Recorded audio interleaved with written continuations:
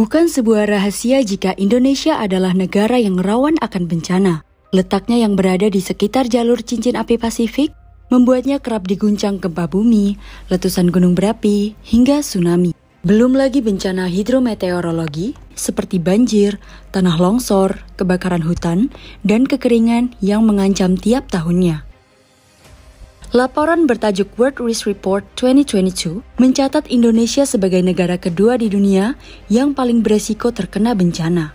Pada 2022 saja, sekitar 3.544 bencana alam telah terjadi di Indonesia. Masalahnya, bukan sebuah rahasia pula jika dana-dana bencana menjadi ladang korupsi bagi para pejabat. Bukan hanya itu, alat-alat pendeteksi bencana pun menjadi barang yang terus-menerus dicuri oleh mereka yang tidak bertanggung jawab. Tsunami Aceh menjadi salah satu bencana terbesar yang pernah terjadi di Indonesia hingga saat ini. Ratusan korban jiwa, kerusakan tempat tinggal, dan fasilitas umum hingga kerugian triliunan rupiah membuat Aceh kala itu berada dalam posisi jatuh dan terpuruk. Sayangnya, bencana memilukan justru menjadi ladang basah untuk korupsi karena lemahnya pengawasan. Setidaknya, ada beberapa kasus dugaan korupsi. Dari proyek Badan Rehabilitasi dan Rekonstruksi Gempa dan Tsunami Aceh tahun 2005 hingga 2009 yang pernah dilaporkan namun tidak ditindaklanjuti aparat hukum. Seperti pengadaan kapal fiktif untuk 6 koperasi nelayan di Sabang senilai 26,3 miliar. Pengadaan kapal bot untuk korban tsunami senilai 654 juta, hingga penggunaan dana Children's Center dari Kementerian Pemberdayaan Perempuan senilai 668 juta.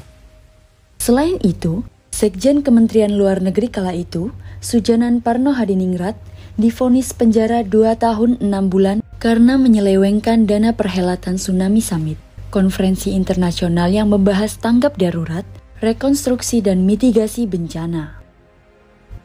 Setahun setelahnya, gempa dan tsunami juga mengguncang Nias. Bencana besar ini menewaskan 300 orang serta ribuan rumah dan fasilitas umum rusak parah. Bupati Nias saat itu, Binahati Benediktus, dinyatakan bersalah karena menyelewengkan dana bencana gempa dan tsunami Nias. Atas kasus ini, Binahati dihukum 5 tahun penjara. Kita beralih ke Nusa Tenggara Barat. Di tengah duka akibat gempa yang dialami warga Lombok, seorang anggota DPRD Kota Mataram terkena operasi tangkap tangan terkait dana rehabilitasi sekolah yang rusak akibat gempa. Selain seorang anggota DPRD Kota Mataram, petugas juga menangkap Kepala Dinas Pendidikan Kota Mataram dan seorang kontraktor. Dalam gempa Lombok tahun 2018, anggota DPRD melakukan pemerasan terkait proyek rehabilitasi gedung sekolah yang terdampak gempa. Sementara pegawai Kemenak mengkorupsi dana pembangunan masjid pasca gempa.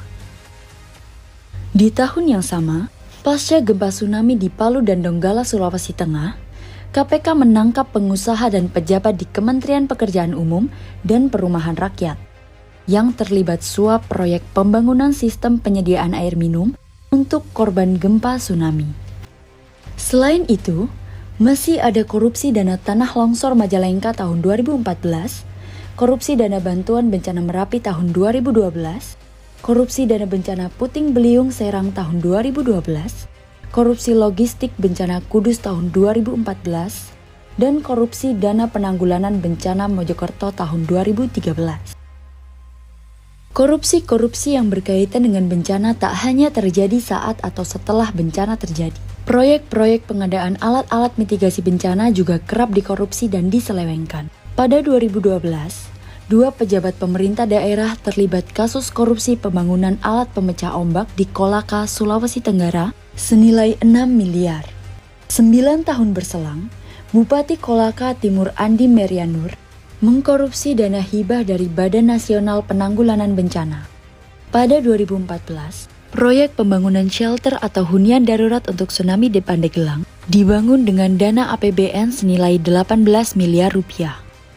Ironisnya, proyek ini dikorupsi hingga membuat shelter ini terbengkalai dan tidak bisa digunakan ketika tsunami Selat Sunda terjadi pada tahun 2018. Para pelakunya pun hanya diganjar 1 tahun 3 bulan penjara.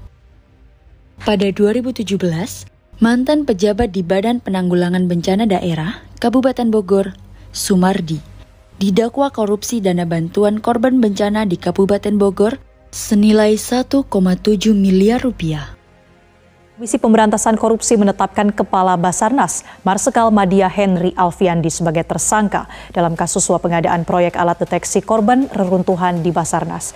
Dalam kasus ini KPK juga menetapkan 4 orang lainnya sebagai tersangka. Terbaru, KPK menetapkan Kepala Basarnas Marsikal Madya Henry Alfiandi sebagai tersangka dalam dugaan suap pengadaan alat pendeteksi korban reruntuhan senilai 88 miliar pada 2023. Kasus-kasus tadi tentu hanya sebagian kecil dari banyaknya kasus korupsi dana bencana yang terjadi di Indonesia. Minimnya pengawasan menjadi penyebab utama dana bantuan bencana begitu rentan diselewengkan. Selain penyelewengan dan korupsi yang dilakukan oleh pejabat tinggi terhadap dana-dana bantuan bencana alam, alat-alat pendeteksi bencana juga kerap menjadi sasaran pencurian.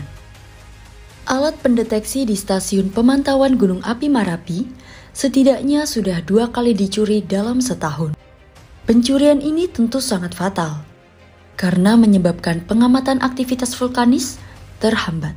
Baru-baru ini, erupsi Gunung Marapi pada 3 Desember lalu setidaknya menewaskan 23 pendaki.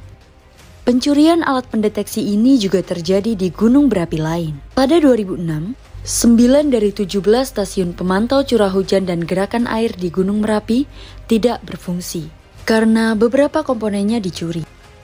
Tak hanya itu, setidaknya 10 dari 16 sirine peringatan tsunami di Sumatera Barat juga mengalami kerusakan karena dicuri oleh warga.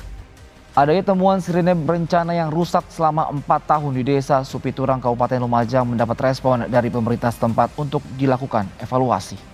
Kita menyiapkan beberapa alat, termasuk hampir semua kampung saya kasih megapun untuk jadi penyampai informasi yang cepat.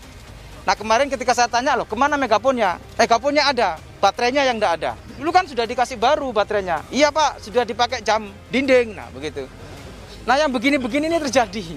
Hidup di daerah rawan bencana gempa dan tsunami, idealnya Indonesia memiliki sistem peringatan dini yang mumpuni. Alih-alih memperbarui teknologi, Indonesia bahkan tidak membenahi alat yang rusak atau hilang. Diketahui alat pendeteksi tsunami dan juga alat pendeteksi ketinggian ombak di Palu hilang atau tidak berfungsi.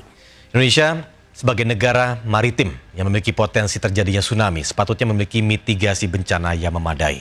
Namun ironis, sejumlah alat canggih pendeteksi tsunami atau buoy yang dibeli Indonesia pasca tsunami menerjang Aceh kini telah rusak bahkan hilang, diduga dicuri dari tengah samudra.